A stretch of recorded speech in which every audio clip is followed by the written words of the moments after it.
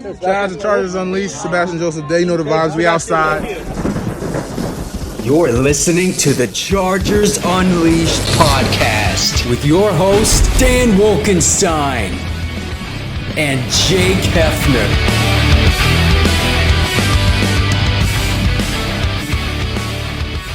Welcome to another edition of Chargers Unleashed. Jake Hefner and Dan Wolkenstein here with you from the LAFB Network. Today's show, of course, being brought to you by BetOnline, Charger Bowl Family, Rock Solid Sports Memorabilia, and Athletic Greens. If this is your first time tuning into the show, make sure to hit that like and subscribe button on YouTube. You can also follow us on Facebook, Twitter, Instagram, Spotify, and Apple Podcasts. Dan Wolkenstein. Oh, yes. Oh, I was so ready for this one. Oh, let's go, Jake. You know, let's go. I'm not lying.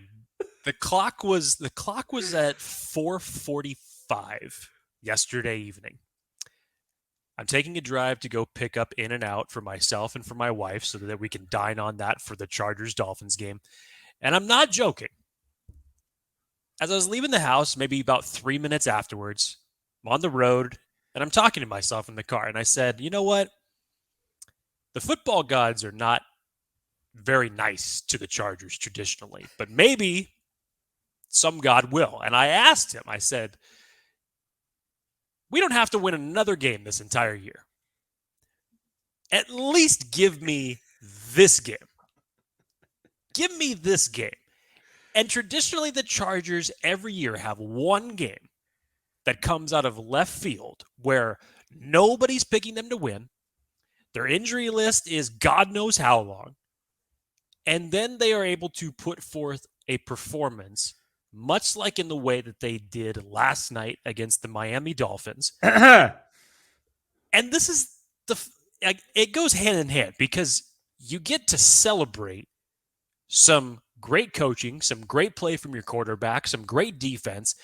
The only thing that's consistent about the Chargers is inconsistency. It's just like you look at last night and you're like, "Oh my God, where has this type of game planning been?" So we got a big show, obviously, today. We have a lot to talk about, a lot of people to talk to.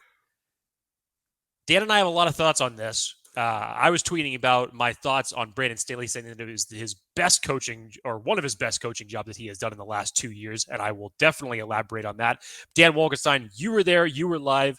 Explain the atmosphere, explain the environment, and obviously the Chargers coming away with a 23-17 victory over the Miami Dolphins. How about that for a social media quarterback? Pretty damn good. Pretty damn good, if you ask me. Chargers roll 23-17, and honestly, it shouldn't have even been that close. Arguably the most dominant defensive performance I have seen from a Chargers team, period. Hard stop, which we'll get into in a bit. Brandon Staley coached his ass off. Incredible. Mike Williams back, looked great as advertised. Amazing what happens when you get your top two receivers back, which has only been the case going into this game for 5% of the entire season. Those two have played together. Corey Linsley is back as his center. Notice the difference there. No Derwin, no problem. Chargers defense looked great, holding this Tua Tagovailoa offense to basically nothing, which we'll get into. Lots of folks eating crow, lots of receipts being read, lots of apologies being thrown out there from folks on the east side.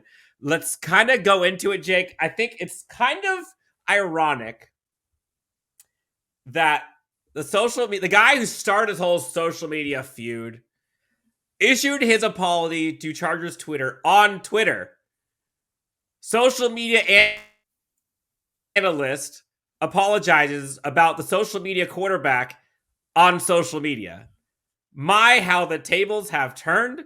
Pot calling the kettle black. He issues a 3-point apology, promises not to talk about social media quarterback, not to talk about the Justin Herbert versus Tua debate at all until the close of the regular season, which, whatever. But I think for Chargers fans, and I'll kind of set the stage here, Jake, I think what last night gave Chargers fans was Chargers fans have never questioned if they got the right guy as their quarterback. Bengals fans have never questioned if they got the right guy.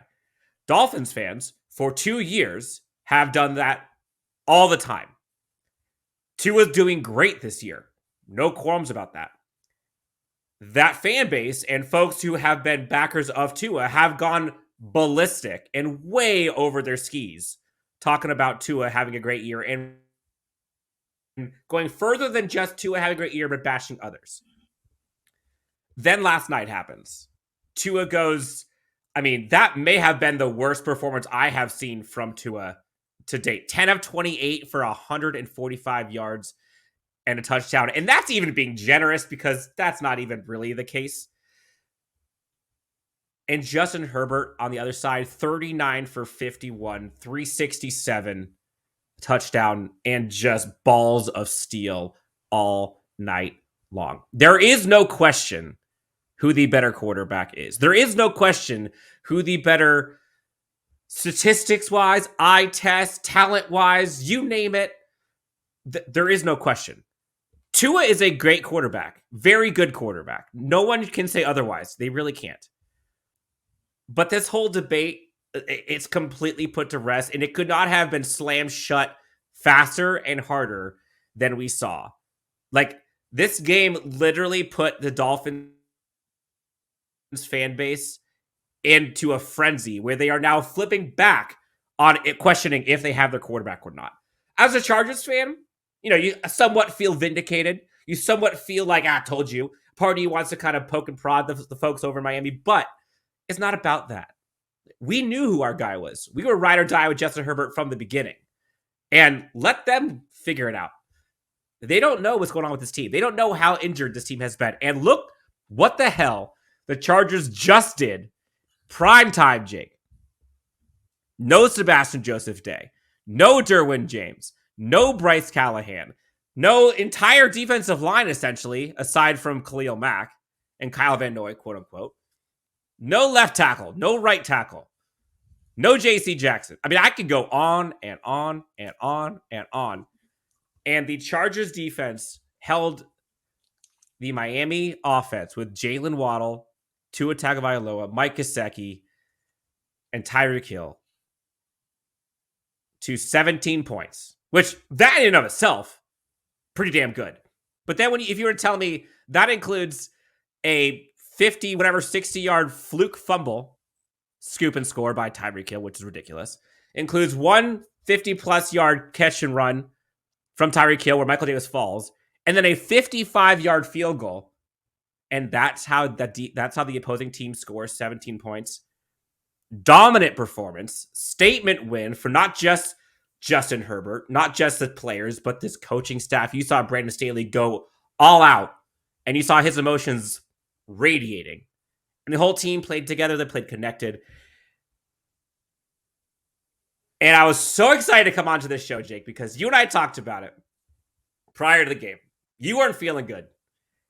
And you had told me prior to the game, if the Chargers find a way to win this game, I will send you a video apologizing, saying how wrong I was. It is now Monday afternoon. I still have not received such video. I have apologized. The difference was it was about 10:30 at night when you and I were communicating, and let's just say I wasn't in the mood to make a video at that point in time. But I did apologize. But, Dan, let's contextualize this just a little bit. Look, the tea leaves were just not in the Chargers' favor leading up to this game. We heard about the injuries to Derwin. We heard about the injuries to Bryce Callahan, Sebastian Joseph Day, who's already part of an interior defensive line group that has lost Austin Johnson, Christian Covington, Tito Ogbonigba.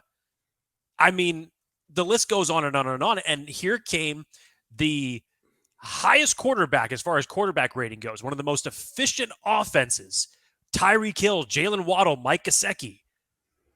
And following everything that I have criticized Brandon Staley for this season, his lack thereof to adapt to certain in-game scenarios, whether it's a week-by-week basis, whether it's one half to the other, he just always seems to just say, look, this is the way that I'm going to construct my game plan, and we're going to hope for different results as long as we go out and execute.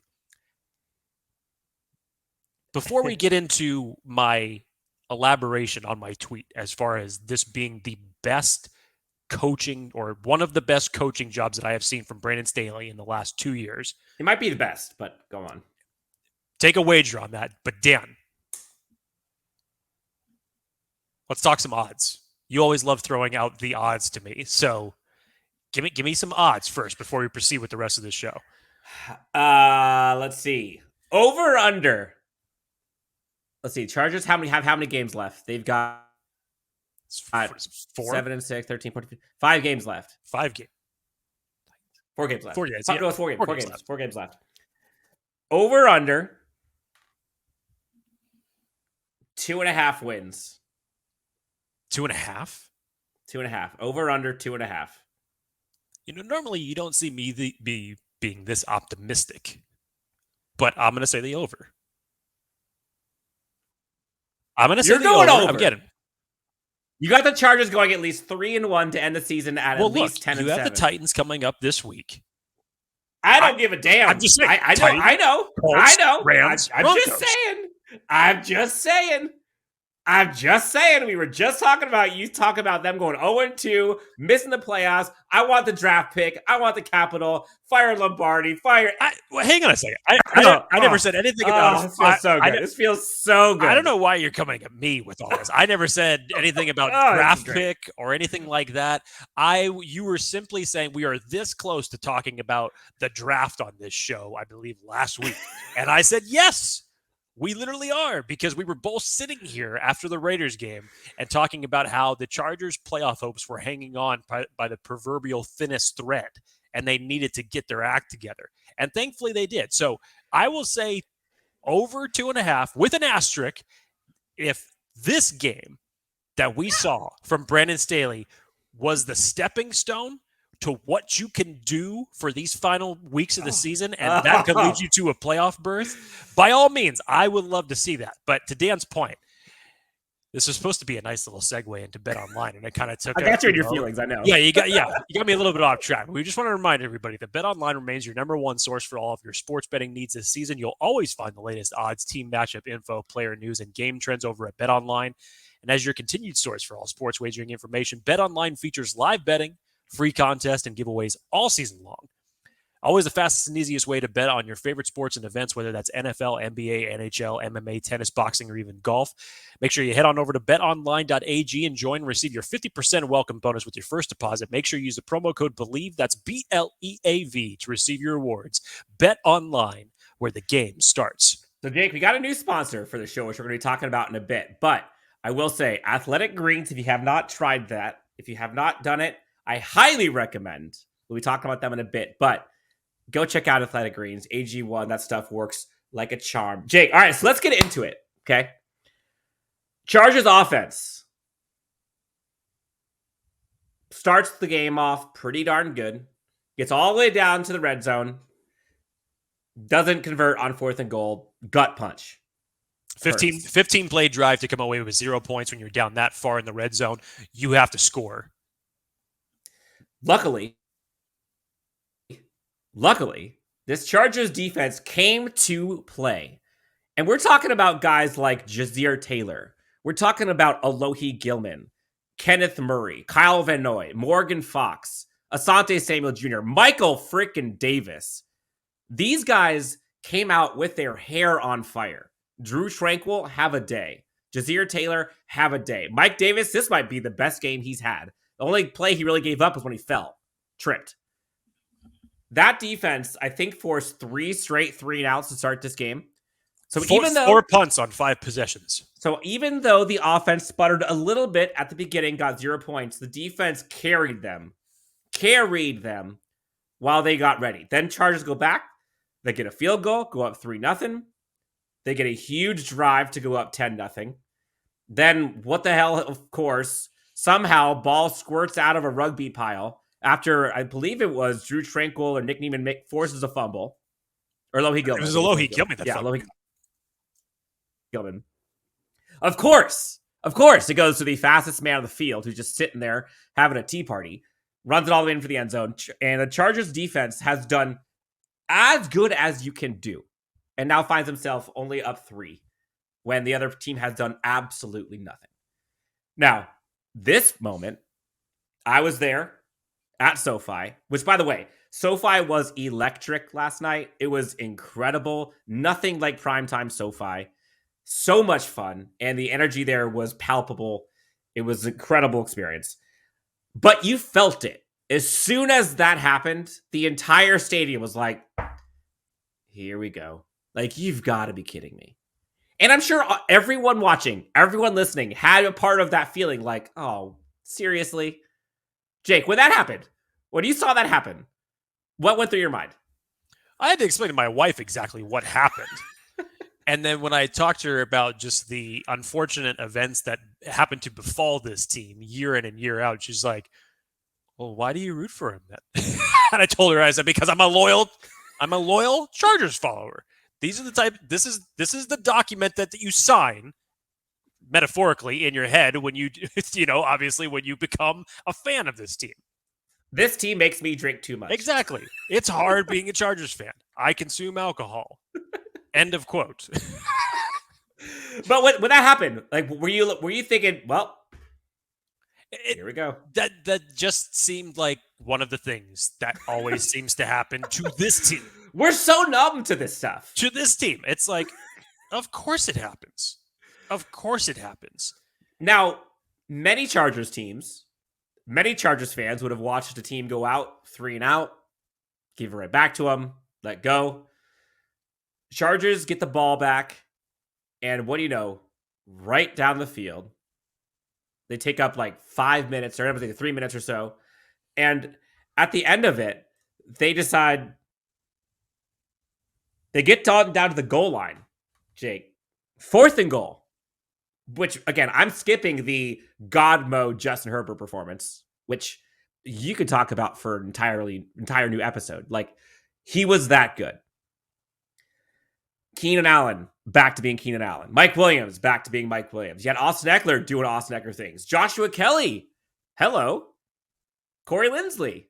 You had aggression. You actually, and one of the things I loved most about this offense so far in this game was you saw so much creativity and ways to move the playground, move the launch point for Justin Herbert, and allow him to play. Chargers go all the way down the field right before halftime, score a touchdown on 4th and goal, ram it down their throats on an Austin Eckler run, up 10, going into half. Now, everyone knows third quarter is where the money's made. Everyone knows. Or and lost. that stadium knows. That stadium knew. And wouldn't you know, Jake, rears his ugly head again. Punt.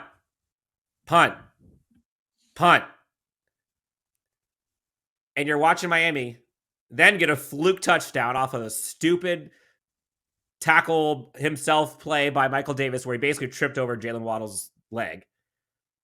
And all of a sudden, Chargers only up 3. And you're like, well, here we go. Chargers come back. Finally, they got 3 points in the third quarter. Chargers up 6. And then about 11 plus left in the fourth quarter. Chargers are up 6 with the ball. Season-defining, game-defining, possibly career-defining for some of these coaches, some of these younger players. Justin Herbert marches right down the field. Takes up, I think it was like 6-7 minutes.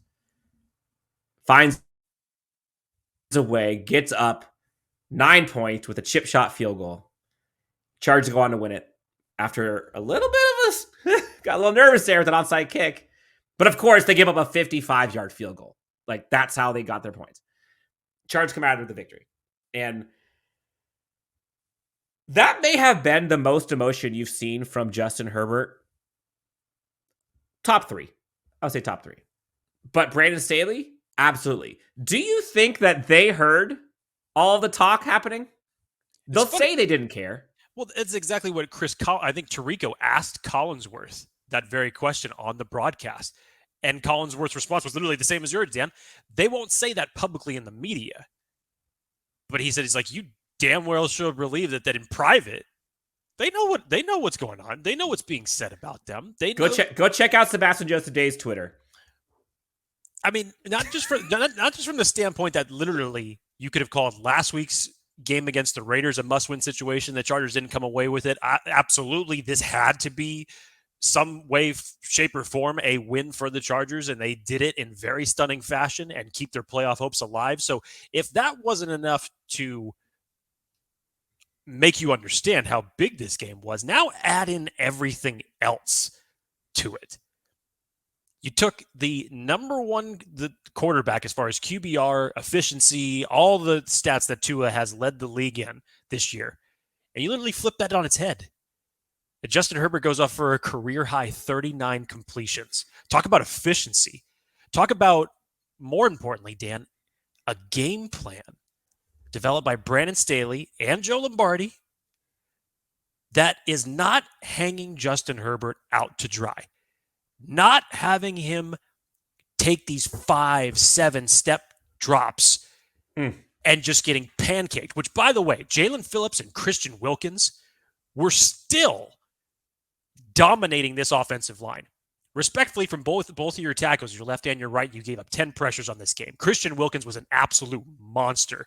In the first quarter, Jalen Phillips was there in Herbert's face every chance he can make it. And he started anticipating the bootlegs that Justin Herbert was running outside and around. So the offensive line wasn't really doing Justin Herbert any favors, because even the passes that he was completing, they were still in his face. I did like, though, I don't know if you caught this, but with some of those rollouts and bootlegs, what the Chargers did, which I thought was genius, was they started using motion pre and post snap and allowing Trey McKinney, allowing some of the folks to go out on the edge and help block at the end of them, where normally it'd be a blind side where all of a sudden Justin Herbert turns around and bam, he's right there. You had Trey McKinney kind of going out there just to make sure to max protect. That wasn't happening before. The plays alone weren't happening before. Clever. I think just in as impressed as I was with the game plan last night that Staley drew up, it almost just because it was like a catch-22, because I thought to myself, why did we have to get to this point in order to start executing a game plan like this? You haven't had Rashawn Slater since week 3. You know you haven't had Trey Pipkins has been in and out of this lineup, missed a few games, and you put in Foster Sorrell, who obviously, admirable job, but still, it's a step below what Trey Pipkins has been able to put out there for you on the field. He's no Trey Pipkins, but he's no Storm Norton. And finally, here came this game plan for Justin Herbert to do what Tom Brady, for example, has done to the Chargers plenty of times. To negate a pass rush, it's ball, gone, ball, gone, ball, gone. And however you want to mix it up, whether you're adding run plays here or there, occasionally you're going to take the deep shot, which Justin did. You were able to mix up an offense that could confuse this Miami defense. And you did it in such a way that you kept your quarterback, for the most part, upright. You were able to matriculate down the field, put together 15-play drives. Dan, you mentioned that last drive that was at the end of the game that basically took 8 minutes off the clock. It was a beautiful drive. Should have still ended in 7, but still, you got points out of it, which is all that mattered. And that is the type of, finally, putting Justin Herbert in the position where he is most lethal. Dan, when he was outside of the pocket, 10 of 11 for 147 yards and a touchdown, I mean, we've seen this from Justin Herbert. It's like the flip side of everything to the Raiders game last week. I think he only rolled out on bootlegs, 5 times. I don't remember exactly what his completions were, but it's just like, he has the ability to do these things on the run. How do you explain rolling out to your right and then just launching a 50-yard bomb to the opposite side of the field and Mike Williams comes up with a great catch? It's just insane. It's just insane. Hang on, let me just elaborate, because this goes into my Brandon Staley coaching scenario. And then, Dan, on the defensive side of the ball, 6 starters not playing in this game. That's not even including the guys that you have from a depth standpoint that you have lost over the last several weeks, especially on the interior of the defensive line. And you devised a game plan to take away the middle of the field, which Tua has thrived in this year. You play a combination of press man cover 2, cover 6. Physical. You took a little bit of what San Francisco did, and you just played with a little bit more balls and aggressive, and as you mentioned it, physicality, and you jam these wide receivers at the line. They tried going over the top of you a few times. The first pass Tua threw was he was testing out Alohi Gilman. Alohi Gilman comes up with a great pass breakup to start the game.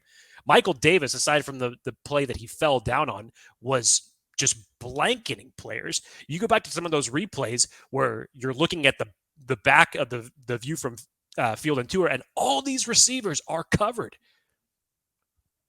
The coverage that the linebackers were dropping in, again, taking away that middle of the field. They just basically said, I mean, and how many times has the Chargers, not just this season, but different seasons in the past and under different coaching regimes, how many times have we said, like, God, we just get murdered by these tight ends because they just come over the middle and they just destroy us because something's always open there because of a zone defense that this Chargers team, for some reason, likes to play a good majority of the time.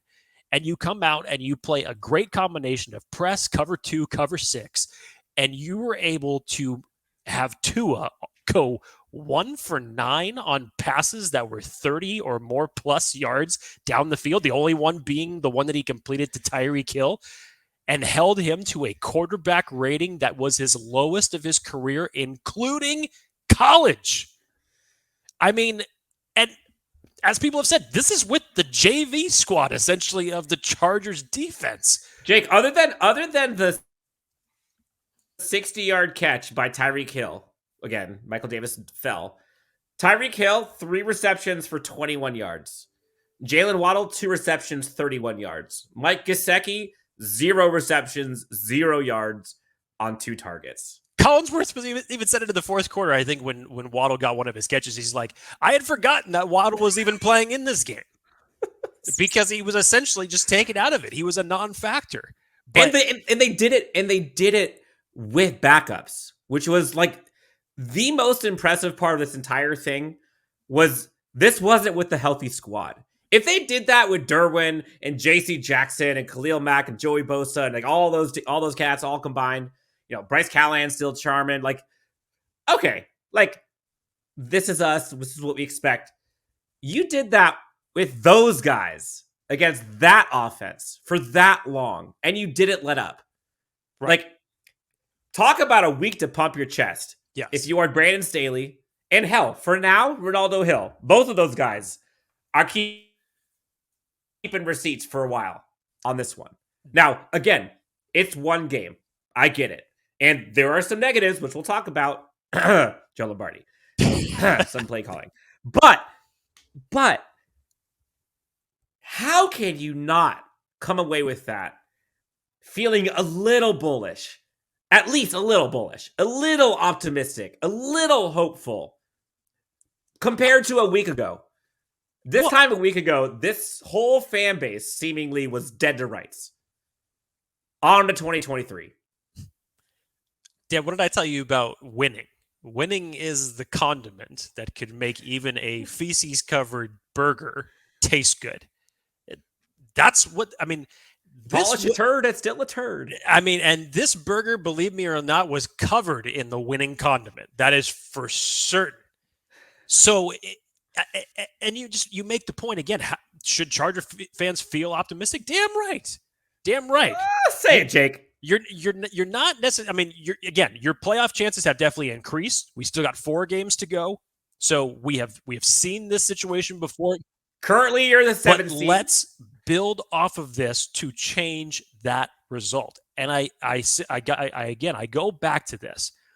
This was an example of what I have criticized Staley for this entire year, and him actually answering the bell. You mentioned it, Dan. The Chargers did that with that defense. Chargers did that with a makeshift offensive line. Yes, they had some of their guys back, and obviously that was a big reason for it. 3rd string practice squad right tackle. Right. Rookie left tackle. My point here is, Dan, is that I've always said the good coaches are able to overcome those deficits. If you game plan correctly, you are able to overcome those deficits. you are able to overcome the injury deficits in certain respects. And against an offense like that has Tua playing at the caliber that he has been playing this season, that has Tyreek Hill, who has just likes to continue to embarrass the Chargers in one way or another with some of his highlight reel plays, to have that and then to still come away with a victory in the fashion that you did it, Dan, that is what I have been waiting to see from Brandon Staley this year. And it finally happened. Now, the only question is, can you take this and can you build upon that, knowing that you're going to get a handful of guys back next week? You look a couple more weeks down the line, you may get a couple more back. And can you string together a number of wins to close out this season with this same formula and get yourself to a playoff berth? I mean, for as much as people want to criticize Joe Lombardi, which I'm not even going to bury the lead, I still am unsatisfied. This is an understatement with this offense, considering how good Justin Herbert was and Mike Williams and Keenan Allen. Like, for how good this offense was, to struggle, it seemed, to score 23 points, unacceptable. Like, they had 40 minutes of possession compared to 20 minutes for the Dolphins. I think they went 9 of 18 on third down for this offense. You went, what? Total yards, total plays, 78 plays for the Chargers, 49 for the Dolphins. Like, you churned through that game. 350 yards passing for the Chargers, a $127. Again, 60 of those, Jake, came on one play. Take that one play out, 67 yards passing for one Tua Tagovailoa. Right.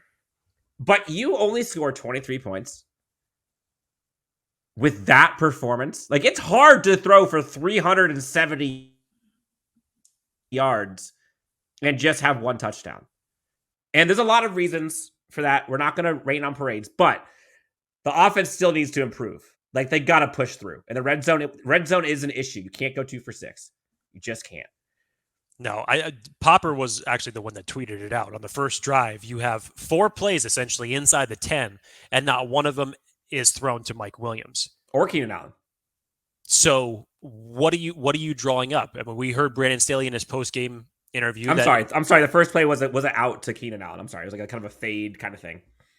So you heard Brandon Staley in his post-game interview when they asked about the red zone struggles. He obviously didn't consider the game flawless as much as he was lauding the team for putting together as complete of a win as that was.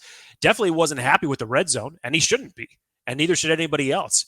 You come away with a 15-play drive like that for your first offensive possession of the game, and you come up empty that way. I mean, I get it from a standpoint of what you're trying to do, but you got to come away with points one way or the other. You really do. You like the call? Do you like the call? To go for it on 4th? Call to go for it?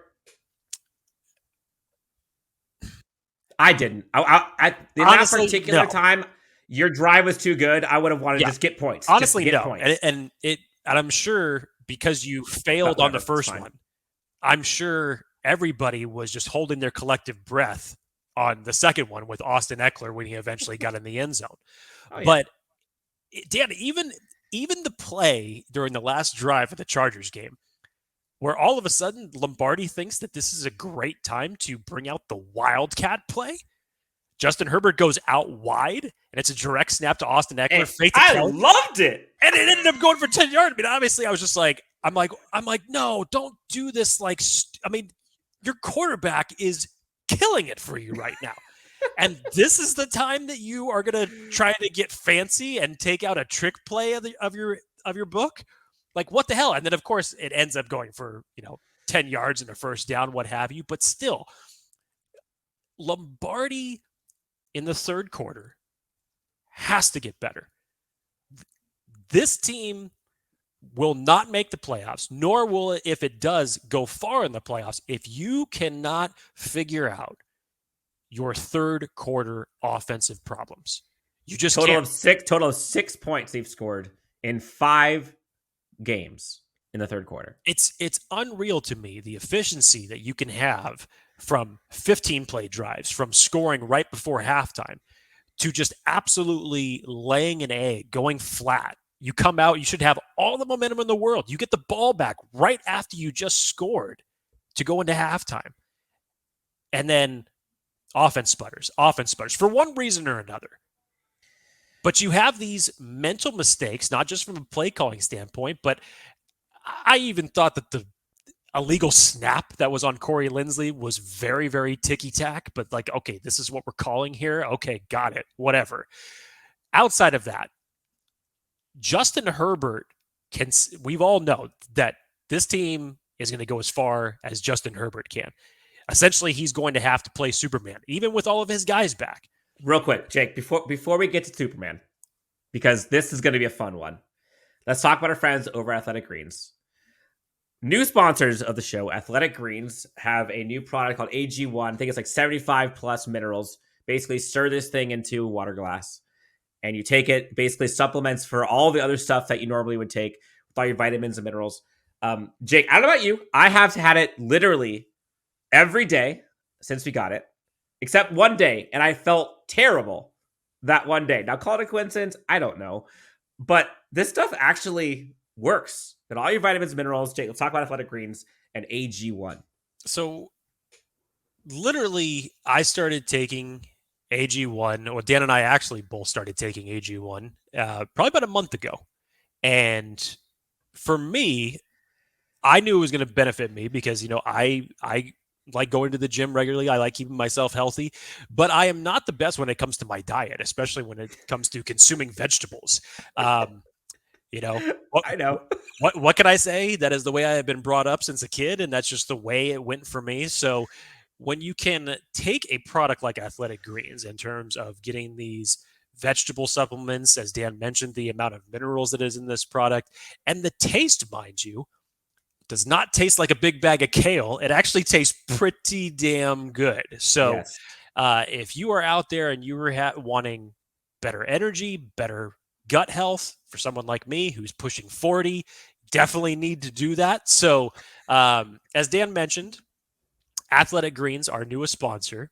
Go out, give it a shot if you have not done it already. To make it easy, Athletic Greens is going to give you a free 1-year supply of immune-supporting vitamin D and 5 free travel packs with your first purchase. All you have to do is visit athleticgreens.com/ChargersUnleashed. And again, that's athleticgreens.com/ChargersUnleashed to take ownership over your health and pick up the ultimate daily nutritional insurance. Jake, I'm telling you, like literally, I am the guy who still takes like gummy vitamins. Oh, like, you do that? That's the most I could do. So I take calcium vitamins. I'll do that. I'll take some vitamin D. I'm getting to that point where, my in my bathroom I've got like 10 pill bottles because I need to take it. My calcium pills, my biotin pills, my D3, God knows what else. But the thing I like about it, though, honestly, is I don't have to worry about all these stupid pills and put them all in the thing. I literally have this one little either packet if you have the daily things or just one scoop of this, put in a water or your favorite juice, stir it up in the morning, first thing in the morning with some ice. Good to go. Like, good to go. Literally, it's part of my morning routine now. And highly recommend, again, athleticgreens.com/ChargersUnleashed. Go check out AG1, get some free stuff. Tell them Chargers Unleashed sent you. Jake.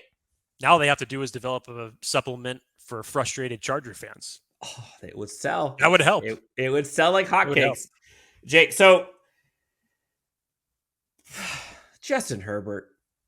Justin, Superman wearing the cape, put the team on your back, Herbert. This meant something to him. And you saw it in the post-game you saw the post-game speeches and stuff. We saw him on the field with the fist bumps, the point in the first downs, that play to Keenan Allen where they're pointing at each other. You saw it after the game when Staley is given his game balls and Justin Herbert walks in immediately and spikes the ball, or spikes whatever it was that he had. You heard it post-game, Jake. I was driving home. There was an interview they had with Matt Money Smith, Brandon Staley, and Daniel Jeremiah. And they were asking basically Brandon Staley, like, do you guys hear about this stuff? And I'm paraphrasing here.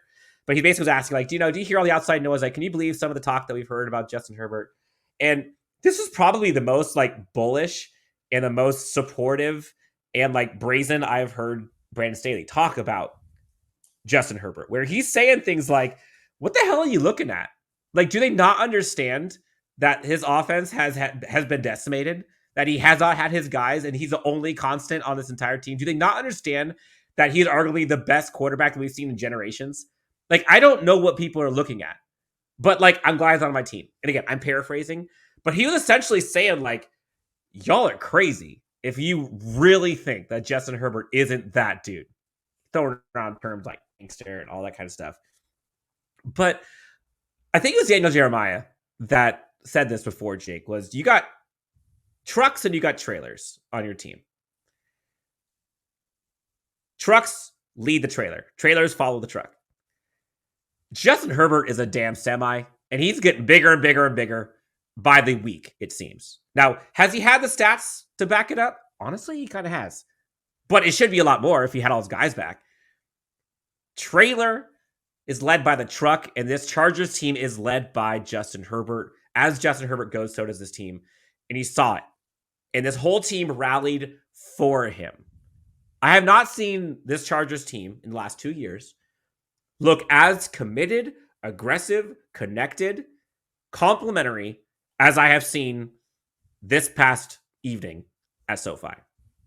And it seemed, again, I'm not going to call it, maybe I'm wrong. It seemed like they were out there, all of them, playing for Justin.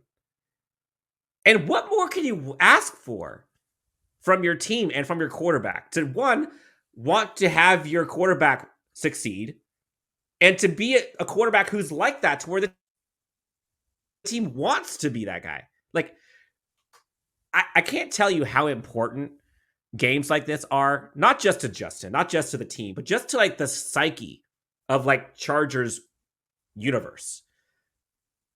Like that 7-6 is a hell of a lot different than 6-7. And the way they went 7-6 with that statement made believers out of a lot of people who counted this team out already, including possibly you.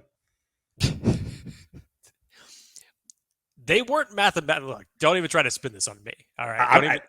This ain't no spin city. Don't even try to spin this around on me. You said season's over. You have thought that for weeks now. I said that the Chargers. Am I wrong?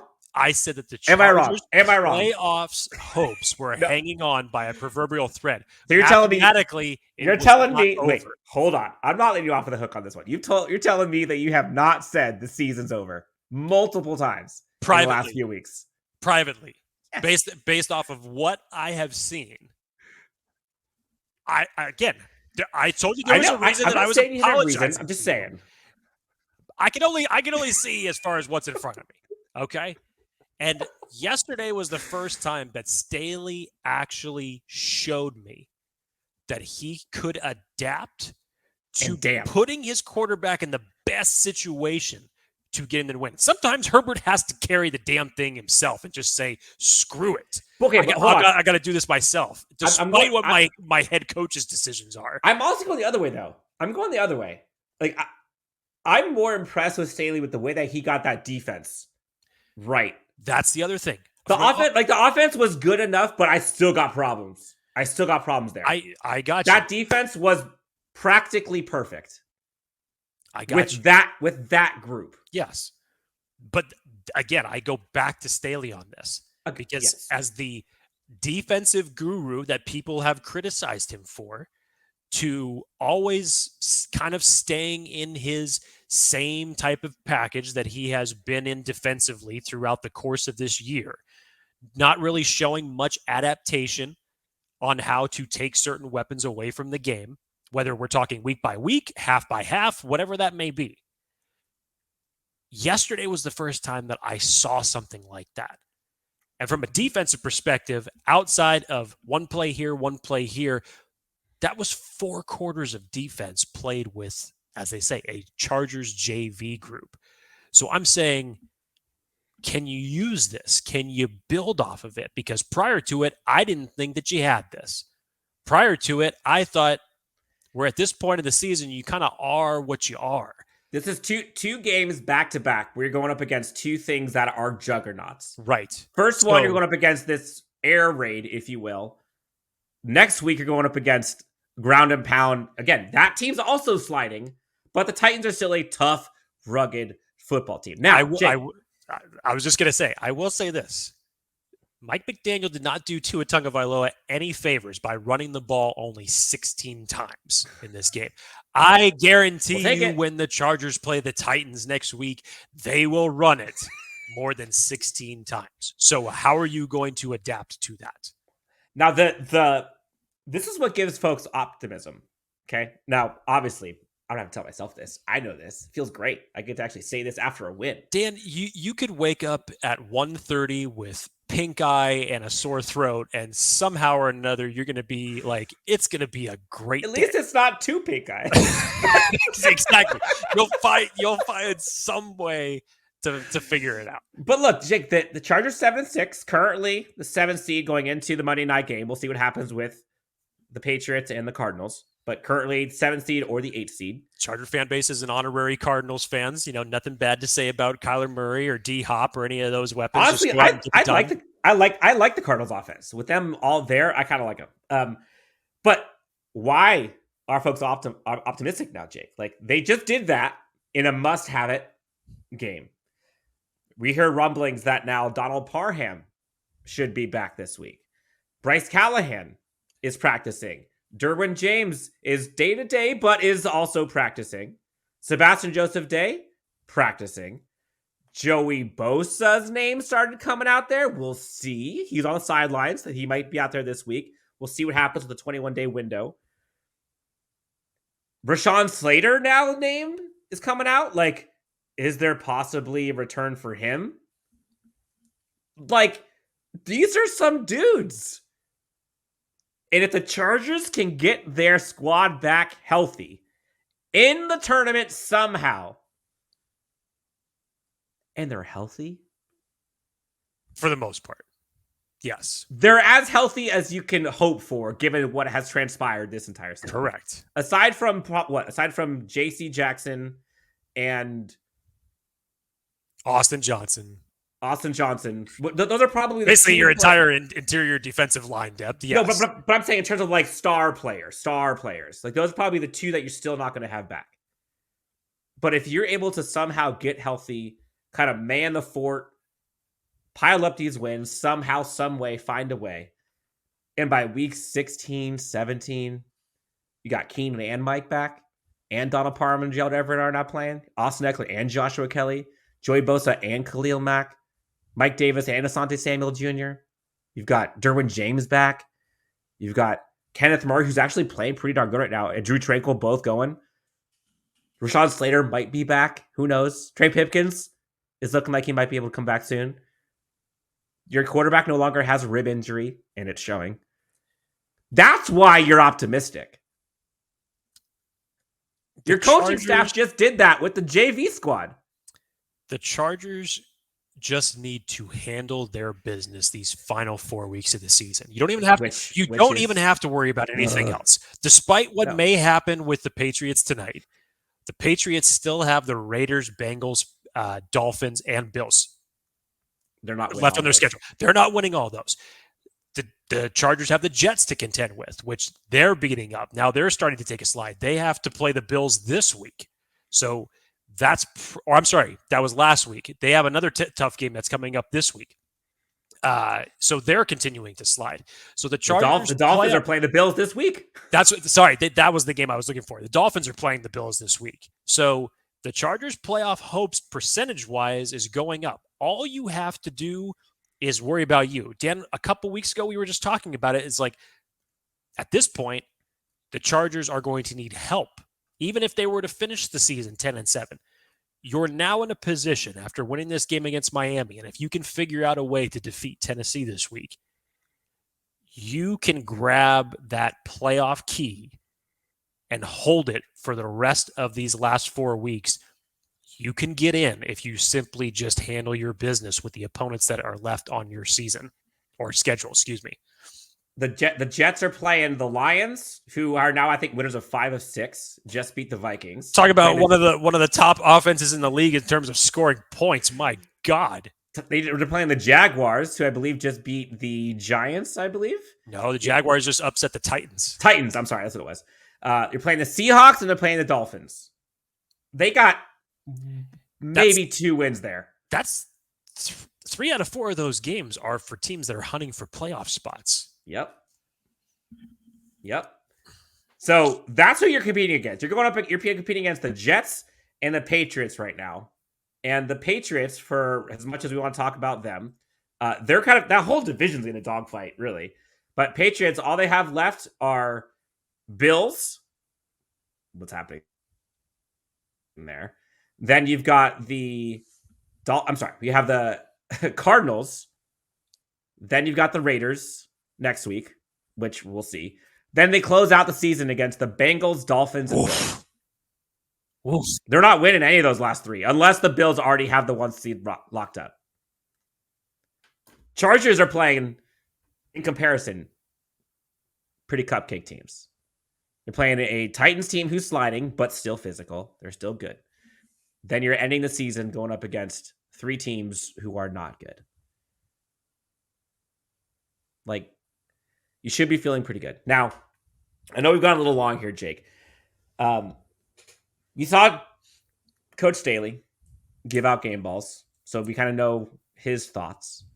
For you, 1 person on offense, 1 person on defense. Who are you giving game balls to? You know, I tossed this up between. I mean, because obviously the usual answer would be Justin Herbert, and I was tossing this up between. And it has to be. I mean, I think everyone would say that. So I'm just going. It's kind of going to be like an honorary person, because obviously Justin Herbert would be my guy on offense. I've been really tossing this up between Mike Williams and Keenan Allen as far as who really showed out. And I got to lean towards Keenan, and I'll tell you why. That fourth quarter drive where it just became 10-13, and that pass connection that literally when you're watching that live, I told you this offline, Dan, that it looked like it was a glitch in Madden. Because the ball just looked like it went directly through the defender and somehow ended up in Keenan's hands. And until they showed the replay of it traveling all the way to the back shoulder of Keenan right along the sidelines, you're just thinking, wait a minute, he caught that? He did what? 12 receptions on 14 targets for 92 yards for Keenan Allen. I mean, 6 receptions, 116 yards, and a touchdown for Mike Williams. Just talk about just the difference maker that he was making on key third down plays or on key catches like that to keep. Gotta have it. I mean, granted, Mike Williams' acrobatic catch over Xavier Howard was beautiful. Catch in the back of the end zone, beautiful. Mike Williams is my guy, by the way. I'm talking about Mike Williams. 50-yard bomb, beautiful. Let's not forget what Josh Palmer did. 2 catches along the sidelines with the toe tap that looked like it didn't hit, and then it did hit. And thank goodness for Pebbles. And then just caught it right on the sideline, fell on his back, but still caught it, kept that drive alive. But Justin Herbert to Keenan Allen connection to finish off that game in that last drive. And like you said, the moxie that was going on is like, that throw, that catch, that type of thing. It was like, that was really the connection that sealed it. Defensively, Dan,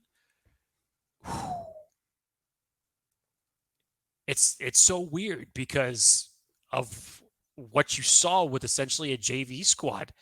You could give this to a number of different people. I'm going to give this to Michael Davis. And despite the fact that he tripped over Tyreek Hill to give up that 60-yard bomb, whether he was covering Tyreek Hill or Jalen Waddle, Mike Williams had himself a game. Mike Davis had himself a game and was staying with these receivers all game long. Again, literally forcing them out of bounds. Part of the defensive plan that all collectively worked together with everybody having great coverage on all of the possible receivers that were out there for Miami. But Michael Davis, Dan, it's not just yesterday, it's over the last several weeks. We talked about Michael Davis being one of those guys that was on, the prove it list. We had 6 players Trey Pipkins was another one that was part of that list as well, but Mike Davis was definitely one of them as far as guys that needed to step up. And in a situation where you have lost J.C. Jackson and your whole defensive backfield has now shifted, Michael Davis has put in the work in the offseason and has come to play. And with no Bryce Callahan, no Derwin James, no J.C. Jackson, Michael Davis has turned into your CB1A and B. Yes. So put him and Asante Samuel Jr. Sorry for my elaboration there, Dan. Please, your best offense and defense. Offense, I'm going Mike Williams. I thought going into this game, obviously Justin, but then after Justin, I think I'm going Mike Williams. And the impact that he has on this team, I think, is sorely forgotten at times. Because he does things that no one else can do. Like, he has, like, those cheat code things where defenders just put your hands up. Like, what do you got to tip your hat, let him go. The throws that Justin Herbert can throw to him and only him, you cannot overstate how important they are. Last week, you saw that kind of sideline throw through to a 5'7" DeAndre Carter that ended up being an incomplete pass. This week was Mike Williams, came down with all of them. Mike Williams back in the end zone, 6'4", touchdown. Anybody else on this Chargers offense probably isn't catching that outside of Donald Parham. The 50-50 ball, 80-20 balls that he brings you, the physicality that he brings you. This offense needs him to be what it is. And you saw, Brandon Staley afterwards talked about this too.